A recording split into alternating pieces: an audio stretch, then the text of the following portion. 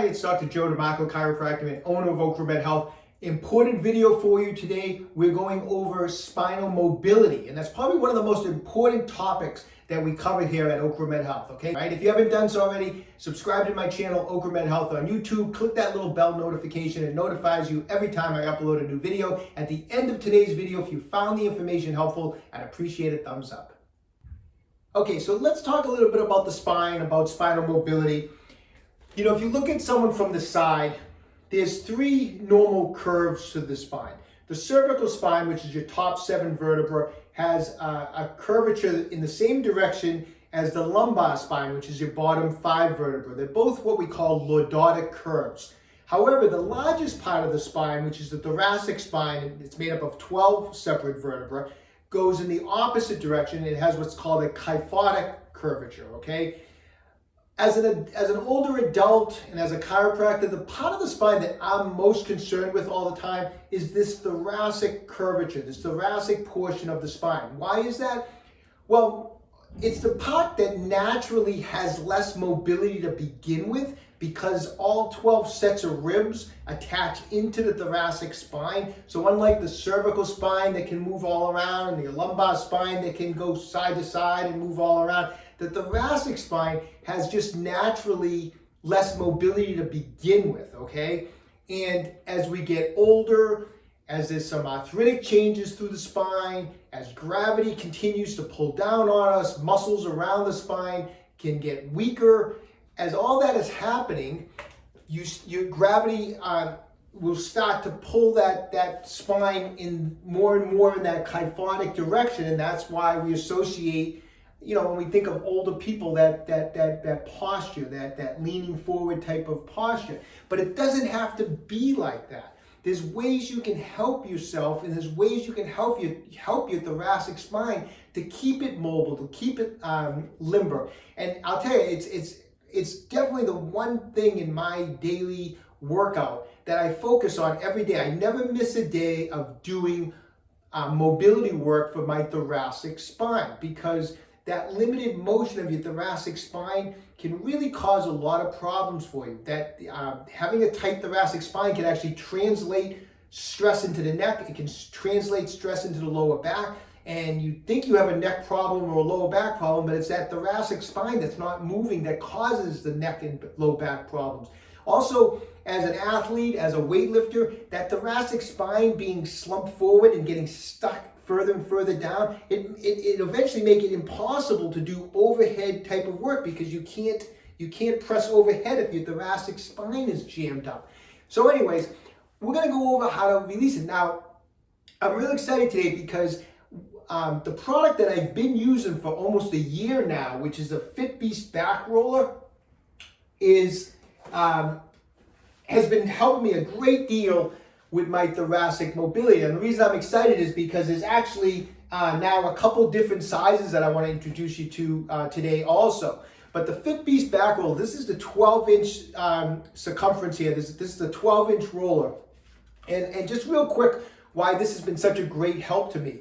A couple things. One is, a lot of times for the thoracic spine, it's difficult to kind of work on the mobility, because you need to, since the curvature is going this way, you need to be able to increase mobility by going that way. And if you lie on top of a regular like foam roller or anything like that, it's just flat across, and it presses into the back of the vertebra here, and it's very, very uncomfortable. If you try to lie directly on the center of a massage ball, once again, very uncomfortable to be on the actual bony part of the spine.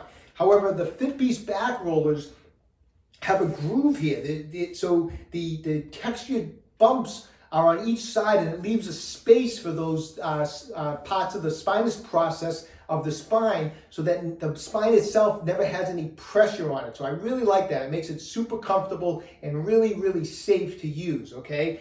The other thing is the roller has a couple different textures. On one side, it's softer and has a more of a gentle texture to the bumps. So it's almost like a more of a gentle massage on the muscles of the thoracic spine, whereas the other end, the bumps are harder and they're more intense, so it feels like a more intense soft tissue work, almost like someone's putting their elbow into the muscles of the spine, so it digs a little deeper. So I really like that also. So those couple features are really great. Now, I've been using this 12-inch roller, like I said, for almost a year. However, we now have a couple different options too. There's a 9-inch and a 6-inch. Now, here's what I like about all three, and I'll tell you. First off, when you go from the 12 to the 9 to the 6, it's almost like it gets into the deeper tissue of the muscle because it's a smaller roller. So the smaller roller will be able to penetrate and get deeper, whereas the larger roller may be dealing more with the superficial outer layers of the muscles, but you can get into some of the deeper layers of the muscles as you get into the smaller sizes. So I'm now beginning to use all three, and I'll demonstrate in a second how we do it.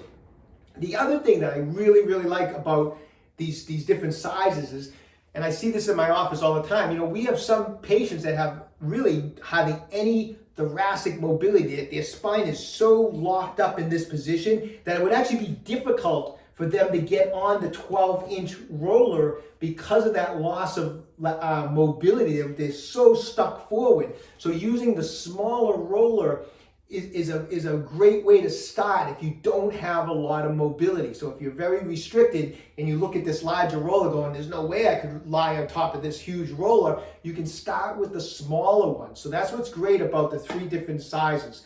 So anyways, let me demonstrate a little bit how I use these rollers to work on my thoracic mobility every day. They're awesome. So let's get right to it. Okay, so as I mentioned, I've been working with the FitBeast Back Roller, this particular size actually, for almost the past year, and I've had tremendous results with my thoracic mobility. I'll tell you, it's really helped my overhead press because my thoracic spine moves much better, which allows me to press better. It just has really helped me a lot. I'm going to share with you some of the techniques that I use every day because I do this every single day. It's actually part of my pre-workout routine. I don't know what I would do without it, actually. It's just been a big help to me, okay? So, as I mentioned previously, the one side of this roller has a softer, less intense bump pattern to it. So I usually start on this side as I get going, and eventually I will switch over to the more intense, larger, harder bumps, okay? So let me go over how I go about working with this. I usually start from the upper thoracic spine and work my way down. I feel that's the most effective and it's the safest way to do it. I like to start with this technique. I'll have my knees bent up and I'll bring the roller back and I'll start on the upper thoracic spine like that. Now, as you can see, what do you do with your head? A couple things. One, you can clasp your hands behind your head and support your head with your hands. At the same time, you can pull your elbows back and try to press your chest up, because don't forget the thoracic spine is curving this way, so we want to open it up. We want to open up the thoracic spine. And so by pulling the elbows back, pushing the chest to the ceiling, and you can use your hands to support your head. This is one of my favorite positions like this. And I'll hang out here for 30 to 60 seconds at the upper part of my thoracic spine. Now, if you feel like you have good mobility, there's nothing wrong with letting your head just rest on the roller. If that's comfortable for you, that's fine. But you can also use your hands like this. The other thing you can do, and I also use this, is I'll grab a broomstick and I'll get back on the roller and I'll use the broomstick and I'll just bring my arms back with the broomstick. Once again, I bring this back. I think of pressing my chest up and I open up that thoracic spine just like that, okay? So a lot of times I go between all these different techniques. There's no one technique I use. You know, some days I use the broomstick, some days I just clasp my hands behind my head. It's okay, whatever you like or whatever feels best to you. But once I get started, I'll hang out in the same spot for 30 to 60 seconds, just breathing really deep in and out. And sometimes while I'm breathing, I might feel a little pop or a little crack. It's like a release of the spine, and it feels awesome, and it's okay. You know, don't get worried if you hear a little popping sound. It's just the joint is opening up. It's releasing, and it actually, that's what we want. We want to get a release. We want that thoracic spine to get moving and releasing, and not being so stiff. So don't be worried if you hear a little pop or crack. It actually feels good. And after about 30 or 60 seconds, I'll go down an inch an inch or two. So I'll roll up an inch or two on the roller, and I'm now on a little lower part of my thoracic spine, and I'll spend 30 to 60 seconds in this spot. And after 30 to 60 seconds, I'll go another inch or two up again. And I'll keep hanging out for 30 to 60 seconds until I roll all the way to about what T12 would be. So that's like your lower part of your thoracic spine to about maybe about here. I can feel it on about T12, and again, 30 to 60 seconds. Now, everyone's going to be different. You might find your most restriction is here. I might find most of my restriction is there. Wherever you feel the most restriction, then that's where hang out there a little bit longer, okay? And just breathe a little deeper and let it release in that spot, okay? So move, but start from low, up high, work your way down. And after you've done that, a couple things you can do. You can, now that we have some different sizes, you can actually switch up, and now you can get a little deeper into some of the deeper musculature with the smaller roller, and you can run through those same exact drills that we just showed you with this, and run through that once, and then end off with the smaller roller, which is really going to put more intensity into the muscle tissue because it's smaller. It's going to get a little deeper penetration through some of the muscle tissue, so you can run through a series with each roller, okay? Now, the other thing I like to do is after I've run through that series of just knees are bent up and I'm just slowly working down my spine, then the other thing I like to do, and this is usually when I'll switch it now to the more intense bump pattern here, is now, and this is more advanced now. Now, if you feel comfortable and you've been increasing your mobility, now you can start adding this into your mobility routine. What I'll do is, instead of keeping my buttocks on the floor and my knees bent, now I'm going to go all the way over, and I'll go all the way over until my head goes onto the floor like that. And you can hold on to the floor and just kind of relax in this position. I'll start like I said, more in the upper thoracic spine. And after about 30 or 60 seconds, I'll let it roll down my thoracic spine a little bit more like that. So between my arms and my hands, I'll balance myself. Sometimes I'll just try to press up a little bit, try to open up that thoracic spine even more, just press my arms out straight like that. So it lifts my head up off the floor. I'll rest like this. And once again, I'll move the roller into different spots. Now, that's a little more intense.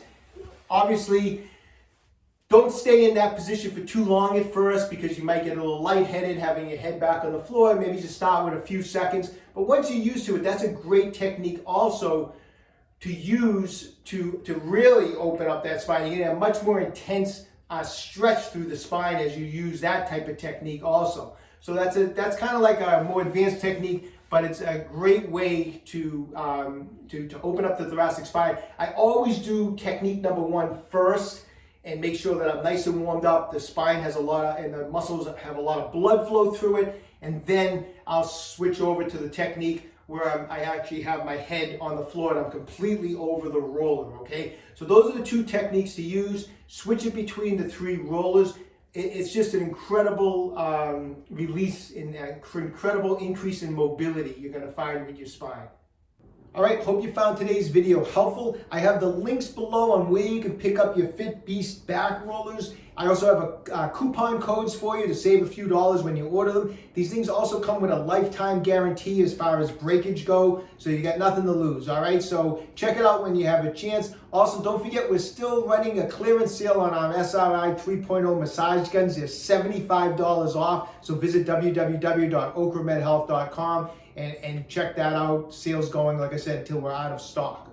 If you haven't done so already, subscribe to my channel, OcraMed Health on YouTube. Questions about exercise or injuries, just leave me a comment in the comment section down below. I do the best I can to get back to everybody. And don't forget, OcraMed Health is here to keep you fit forever.